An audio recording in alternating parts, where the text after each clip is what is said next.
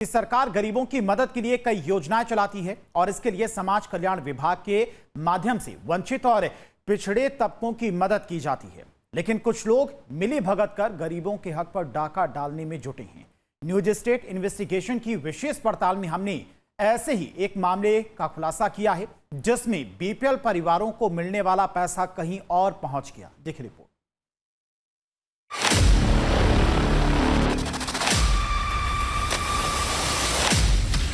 जो भ्रष्ट अधिकारी हैं उनको तो निलंबन करके उनको एक साइड कर देना चाहिए। जब उनका निलंबन नहीं करेंगे, उनको फिर बहाली करके उनको जिला दे देंगे तो निश्चित रूप से वो लूटने का ही काम करेंगे। मैं तो समझता हूं कि ऐसे अधिकारी को निलंबन नहीं करना चाहिए। इनको बर्खास्त करके इनके खिलाफ सम्यक धाराओं में मुकदमा पंजीकृत करा करके जेल भेजना चाहिए और इनके विरुद्ध रिकवरी की भी कार्रवाई की जानी चाहिए। तो यह बहुत ही निंदनीय है और ऐसे पदाधिकारियों को एकदम से राज्य सरकार को बर्खास्त कर देना चाहिए। जो है ये गुस्सा, रोष और बयान प्रशासन के उस अधिकारी के लिए जिसके ऊपर सबसे बड़ा भ्रष्ट होने का आरोप है। देखिए, त्रिनेत्र कुमार सिंह वर्तमान में जिला समाज कल्याण अधिकारी मिर्जापुर में तैनात हैं और अगर कहा जाए कि समाज कल्याण विभाग के भ्रष्टतम अधिकारियों में से एक किसी को अगर दर्जा दिया जाए तो वो श्री त्रिनेत्र कुमार सिंह होंगे। योगी सरकार जनता के हित में कई योजनाएं चला रही है, खासकर गरीबी रेखा के नीचे के परिवारों की मदद करने और जीवन स्तर सुधारने के लिए राज्य सरकार हमेशा तत्पर रहती है। बीपीएल परिवारों के लिए राशन, मकान, स्कॉलरशिप समेत कई योजनाएं चलाई जाती हैं। बीपीएल परिवार के मुखिया की किसी आकस्मिक हादसे में मौत होने पर उसके परिवार की मदद के लिए सरकार ने राष्ट्रीय पारिवारिक लाभ योजना का प्रावधान किया हुआ है। इस स्कीम में परिवार के मुख्य कमाने वाले की मृत्यु होने पर राज्य सरकार आर्थिक सहायता प्रदान करती है। सरकार का सोचना है कि इससे मुश्किल घड़ी में बीपीएल परिवारों को मदद मिलेगी, लेकिन प्रशासन में बैठे कुछ अधिकारी बिचौलियों के मिलीभगत से इस नेक काम को भी करप्शन की भेंट चढ़ा दे रहे हैं। न्यूज स्टेट इन्वेस्टिगेशन की टीम ने प्रयागराज में राष्ट्रीय पारिवारिक लाभ योजना की तहकीकात की तो चौंकाने वाली सच्चाई सामने आई। हमारी इन्वेस्टिगेशन में पता चला कि जनवरी 2023 से मार्च 2023 के बीच सिर्फ 3 महीनों में ही प्रयागराज में करीब 2000 लोगों को राष्ट्रीय पारिवारिक लाभ योजना का लाभार्थी दिखाकर 30-30 हजार रुपए दे दिए गए, जिनमें से ज्यादातर केस फर्जी थे। न्यूज स्टेट इन्वेस्टिगेशन में बड़ा खुलासा, राष्ट्रीय पारिवारिक लाभ योजना में फर्जीवाड़ा, गरीबों के हक पर किसने डाला डाका, मिलीभगत कर किसने उड़ाए पैसे। न्यूज स्टेट इन्वेस्टिगेशन के इस खास सीरीज में आज हम बात कर रहे हैं मिर्जापुर में तैनात समाज कल्याण अधिकारी की। दरअसल इन पर आरोप है कि प्रयागराज में तैनाती के दौरान राष्ट्रीय पारिवारिक लाभ योजना में घोटाला किया और अपात्र लोगों तक मदद पहुंचाई। दरअसल इसके पीछे की पूरी कहानी क्या है, हमारे साथ जानिए इस खास इन्वेस्टिगेशन की सीरीज में। आरोप है कि प्रयागराज के जिला समाज कल्याण विभाग के अधिकारियों ने बिचौलियों से साठगांठ कर पैसों की बंदरबाट कर ली। जनवरी 2023 से मार्च 2023 के 3 महीनों में ही करीब 2000 लोगों को राष्ट्रीय पारिवारिक लाभ योजना के नाम पर 30-30 हजार रुपए की राशि दे दी गई। लेकिन हमारी जांच में ज्यादातर लाभार्थी फर्जी निकले, जबकि इस योजना की पात्रता के लिए तमाम शर्तें हैं जिन्हें पूरा करने के बाद ही बीपीएल परिवारों को पैसा मिल सकता है। लेकिन अधिकारियों ने पात्रता चेक करने की कोई आवश्यकता ही नहीं महसूस की। राष्ट्रीय पारिवारिक लाभ योजना जो समाज कल्याण विभाग द्वारा चलाई जाती है, उसमें जब ये प्रयागराज में तैनात रहे जून 2022 से जून 2023, ये 1 वर्ष के लिए जिला समाज कल्याण अधिकारी प्रयागराज के पद पर तैनात रहे, तो उस दौरान इन्होंने जनवरी, फरवरी, मार्च 3 महीने में करीब 1500 से 2000 ऐसे लोगों को अपने दलालों के माध्यम से चुना। प्रयागराज की विभिन्न 8 तहसील, प्रयागराज में कुल 8 तहसीलें हैं, विभिन्न 8 तहसीलों से इन्होंने 1500 से 2000 ऐसे लोगों को चुना जो पूरी तौर पे अपात्र थे। राष्ट्रीय पारिवारिक लाभ योजना का लाभ लेने के लिए वो कहीं से भी पात्र नहीं थे। दरअसल पात्रता तो तब चेक की जाती जब नियत ठीक होती। आरोप है कि लिस्ट तैयार करने में ही फर्जीवाड़ा किया गया। जो लोग पात्र नहीं थे, जिनके परिवार के मुखिया की सालों पहले मौत हो गई थी, उनके नाम भी लिस्ट में डाल दिए गए और उनके नाम पर पैसे का बंदरबाट कर लिया गया। हम आपको बताते हैं कि राष्ट्रीय पारिवारिक लाभ योजना है क्या, जिसके नाम पर इस पूरे घोटाले को अंजाम दिया गया। सरकार की गरीब वर्ग के लिए सहायता योजना, कमाऊ मुखिया की मौत पर सहायता राशि मिलती है। मृतक की उम्र 18 से 60 वर्ष के बीच होनी चाहिए। मौत के 1 साल के भीतर आवेदन करना होता है। सक्षम अधिकारी आवेदन की जांच करता है। जांच के बाद 30,000 रुपए की मदद मिलती है। न्यूज स्टेट इन्वेस्टिगेशन ने पूरे मामले की पड़ताल की कि आखिर किस आधार पर यह पूरा गड़बड़ घोटाला हुआ है। दरअसल जो पैसे बीपीएल परिवारों को पहुंचने थे वो कहीं और पहुंच गए या पहुंचा दिए गए। अभी तक की जांच में 249 ऐसे नाम सामने आ चुके हैं जो इस योजना के लिए अपात्र थे, लेकिन उनके नाम लिस्ट में डालकर उन्हें पैसा मिला हुआ दिखा दिया गया। उन 1500 से 2000 लोगों में से मैंने 249 लोगों की सूची इकट्ठा की। 249 लोग जो रहे वो फूलपुर तहसील, करसना तहसील, 12 तहसील, विभिन्न तहसीलों का मामला वो रहा। तो उन 249 लोगों की सूची जब मैंने कलेक्ट किया तो मैंने देखा कि ये सारे लोग अब किसी न किसी तरीके से अपात्र हैं, क्योंकि उसमें तीन चार उसमें शर्तें होती हैं राष्ट्रीय पारिवारिक लाभ योजना का लाभ लेने के लिए। तो वो चारों में से कोई भी शर्त वो पूरी नहीं कर पा रहे थे। हम आपको बताते हैं कि आखिर न्यूज स्टेट किस आधार पर कह रहा है कि अपात्र लोगों के नाम पर पैसे दिए गए और घोटाला किया गया। दरअसल न्यूज स्टेट ने अपनी इन्वेस्टिगेशन के दौरान लाभार्थियों की तहकीकात की। लाभार्थियों की केस स्टडी जानने के बाद घोटाले की पूरी तहकीकात आपके सामने होगी और ये भी सच सामने आएगा कि आखिर कैसे अधिकारी और बाबुओं की मर्जी से करोड़ों रुपए का घोटाला कर दिया गया। सूची में 56 नंबर पर आवेदक उर्मिला का नाम है। उर्मिला करछना प्रयागराज की निवासी है।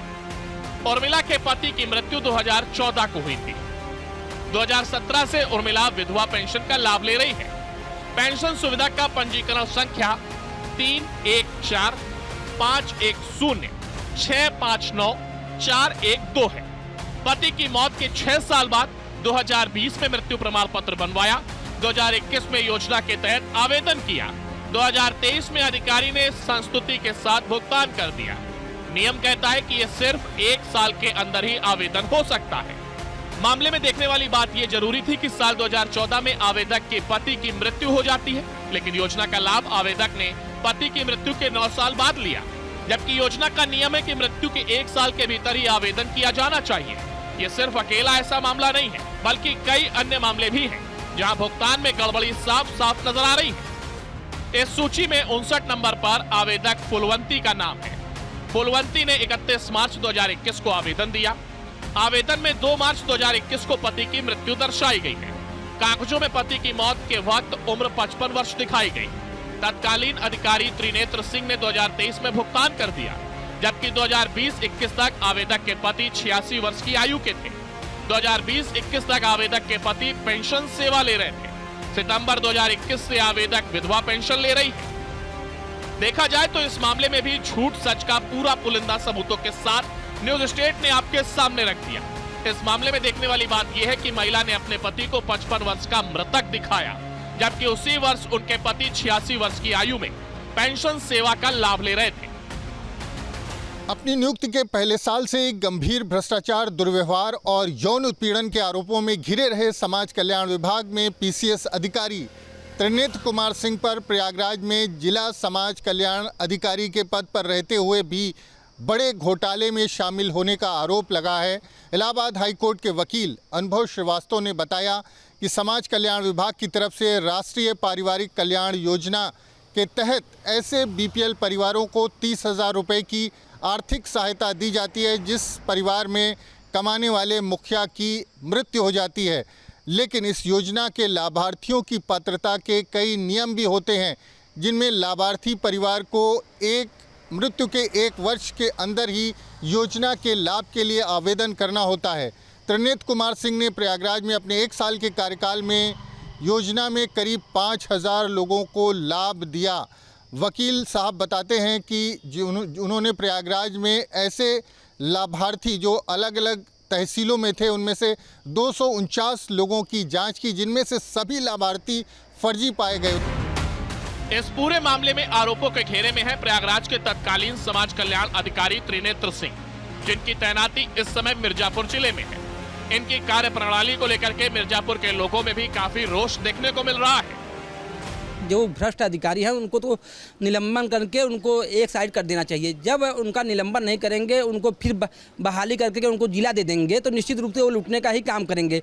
जैसा आप लोग जानते हैं कि उनका कौशाम्बी से भी नाता रहा है और प्रयागराज से भी नाता रहा है, जहाँ पर घोटालों की कई किस्त उन्होंने खोली है और पड़ताल के दौरान आया भी है कि घोटाला उन्होंने किया है। मैं तो समझता हूं कि ऐसे अधिकारी को निलंबन नहीं करना चाहिए। इनको बर्खास्त करके इनके खिलाफ सम्यक धाराओं में मुकदमा पंजीकृत करा करके जेल भेजना चाहिए और इनके विरुद्ध रिकवरी की भी कार्रवाई की जानी चाहिए। हमने इस पूरे मामले पर समाज कल्याण अधिकारी त्रिनेत्र सिंह की राय जाननी चाहिए। न्यूज स्टेट की टीम मिर्जापुर में उनके दफ्तर पहुंची और घोटाले पर उनका वर्जन जानना चाहा, लेकिन उन्होंने बात करने से इनकार कर दिया। सिर्फ इतना ही कहा कि वो किसी भी जांच से नहीं डरते हैं। मिर्जापुर में तैनात समाज कल्याण अधिकारी के ऊपर कई आरोप हैं, पर खासतौर पर प्रयागराज में जिस राष्ट्रीय पारिवारिक लाभ योजना के घोटाले का आरोप इन पर लगा, इस पर उन्होंने कैमरे के सामने तो कुछ नहीं कहा, पर इतना जरूर कहा कि ये सारे आरोप निराधार हैं और वो किसी भी तरीके की जांच के लिए तैयार हैं। आरोप उन पर लगे हैं, वो दोषी नहीं हैं और जांच जब होगी तब पूरा मामला स्पष्ट हो जाएगा। फिलहाल इस पूरे मामले में जांच जारी है और जल्द ही जांच रिपोर्ट भी आ सकती है। दरअसल त्रिनेत्र सिंह इससे पहले भी कई मामलों में आरोपी रहे हैं। यही नहीं, 14 साल की नौकरी में अब तक कई बार इन महाशय का निलंबन भी हो चुका है। 2014 बलरामपुर 3 करोड़ से ज्यादा के गबन आरोप में निलंबन। 2018 गाजीपुर अधीनस्थ महिला कर्मचारी से यौन शोषण के प्रयास में निलंबन। 2019 कुशीनगर शिक्षक भर्ती घोटाले में जांच के बाद निलंबन। 2022 प्रयागराज सिलाई कढ़ाई और बुनाई सेंटर में फर्जी दस्तावेज पर सेवा लाभ। मिर्जापुर में तैनात समाज कल्याण अधिकारी त्रिनेत्र सिंह पर लगातार विवादों का साया रहा है।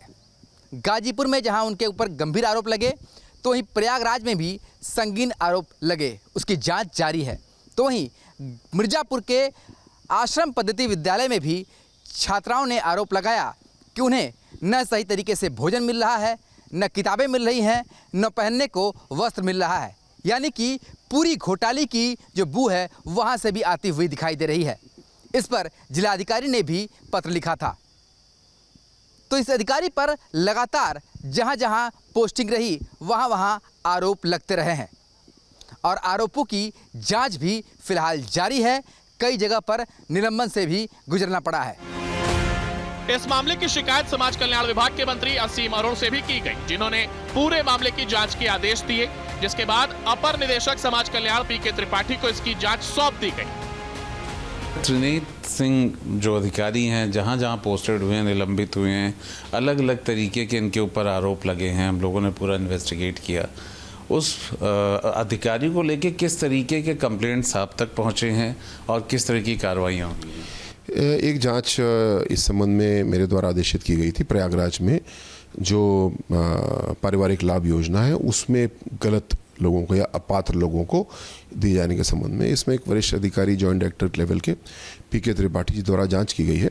मैं समझता हूँ उसकी रिपोर्ट डायरेक्टर के पास में आ गई होगी। जैसे ही मेरे पास निर्णय के लिए आएगी, जांच का जो परिणाम है, निष्कर्ष है, उसके आधार पर कार्रवाई की जाएगी। पारदर्शिता आपकी पहली प्रायोरिटी रही है, तो क्या इस अधिकारी को लेके हम लोगों ने देखा कि 4-5 जिलों में वो निलंबित हुई है, कहीं पे यौन शोषण का भी लगा, कहीं पे, तो उम्मीद करें कि तेजी से कार्रवाई होगी या जो भी उनके खिलाफ जो जांच इस समय हुई है उसकी रिपोर्ट मेरे पास आने ही वाली है। मेरे ख्याल से आजकल में आ जाएगी। उसके निष्कर्ष के आधार पर हम लोग कार्रवाई करेंगे। किसी भी प्रकार का भ्रष्टाचार, किसी भी प्रकार का गलत व्यवहार, अनैतिकता योगी जी को टॉलरेट नहीं है। चाहे कोई भी व्यक्ति हो, चाहे कोई अधिकारी हो, चाहे कोई नेता हो, जो कानून का उल्लंघन करेगा, जो गलत काम करेगा, उसके खिलाफ कार्रवाई होगी। अपर निदेशक समाज कल्याण पीके त्रिपाठी की जांच रिपोर्ट अभी सार्वजनिक तो नहीं की गई है, लेकिन बताया जा रहा है कि शिकायतकर्ता ने जिन 249 नामों को अपात्र बताया था, उस रिपोर्ट में भी उसी बात पर मुहर लगाई गई है। इस गड़बड़ झाले के कारण जो अपात्र थे उनके नाम पर पैसा रिलीज कर दिया गया, जबकि वास्तविक और पात्र परिवार आज भी सरकार की मदद की आस में बैठे हैं। ऐसे में सरकार की जांच रिपोर्ट और कार्रवाई का सबसे बेसब्री से इंतजार है। Team news state. वहीं इस मामले पर न्यूज स्टेट की टीम ने समाज कल्याण विभाग के निदेशक कुमार प्रशांत से भी खास बातचीत की। क्या कुछ कहा उन्होंने, सुनिए। समाज कल्याण विभाग के डायरेक्टर प्रशांत कुमार जी हमारे साथ हैं। त्रिनेत्र सिंह का जो पूरा प्रकरण है वो कौन कौन से प्रकरण आपके सामने आए, फिर आप लोग को जांच बिठानी पड़ी और किस तरीके की फाइंडिंग रही? देखिए, जनपद प्रयागराज में एक शिकायत आई थी कि वहाँ पे राष्ट्रीय पारिवारिक लाभ योजना में 2021-22-23 में कुछ अपात्रों को लाभ दिया गया। तो उस संबंध में एक जो है शासन से हमारे पास जांच आई थी, जिसमें जांच अधिकारी पीके त्रिपाठी जी ज्वाइंट डायरेक्टर को बनाया गया था। उनके द्वारा जांच पूरी करके रिपोर्ट दे दी गई है और वो शासन को हमने भेज दिया है आवश्यक कार्रवाई के लिए। एक सवाल ये है कि जहाँ जहाँ जिस जगह पे तैनात रहे, ये अच्छी बात है कि आप सब लोगों ने उसको नोटिस लिया, लेकिन जो उनका सर्विस रिकॉर्ड रहा हर जिले में कहीं ना कहीं निलंबन की। अब भाई मैं यहाँ पे 2023 अक्टूबर से ज्वाइन किया था, तब से जो है ये उस टाइम कानपुर में तैनात थे। कानपुर में से इनका ट्रांसफ़र मिर्ज़ापुर किया गया, वो स्थानांतरण पॉलिसी के अंतर्गत आ रहे थे। तो मेरे दौरान तो ऐसी कोई शिकायतें नहीं आई थी, पहली बार ये शिकायत आई है और इसमें जांच करवाई गई है। जो रिपोर्ट आई है शासन को भेज दी गई है, क्योंकि निर्णय शासन को लेना है। बहुत बहुत धन्यवाद प्रशांत कुमार, जो कि डायरेक्टर हैं यहाँ समाज कल्याण विभाग के, और बड़ी गंभीरता के साथ उन्होंने इस तरह के प्रकरण को सामने लेकर के जांच की और जो आज जांच आख्या आई है उसको शासन को भेज दिया है। अब शासन मतलब गवर्नमेंट को ये देखना होगा कि इस तरीके की जांच रिपोर्ट पे या इस तरीके के अधिकारी को लेकर के क्या फैसला करना है। वीडियो जर्नलिस्ट दीपक राणा के साथ आलोक पांडे, न्यूज स्टेट, लखनऊ। जहां भक्ति है हर शब्द में, कथाओं में छुपे हैं दिव्य रहस्य और ज्योतिष देता है जीवन को दिशा। धर्म से जुड़ी हर बातों को जानने के लिए हमारे चैनल स्तुति को सब्सक्राइब करें। चैनल पर जाने के लिए इस लिंक पर क्लिक करें।